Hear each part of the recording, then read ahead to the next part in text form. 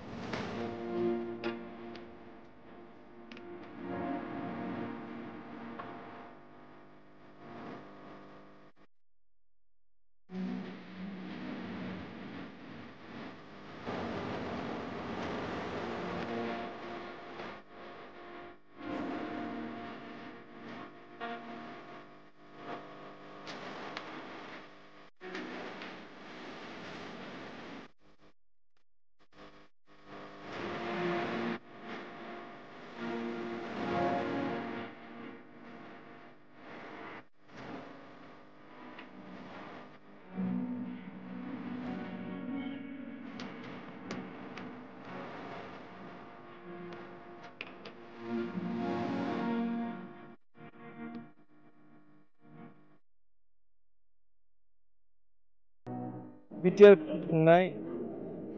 मानगोनां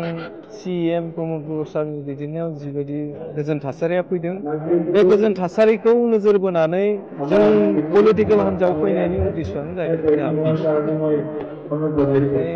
जों दिनै 174 जन पलिटिकेल हान्जायाव जइन जाबाय आरो पलिटिकेलाव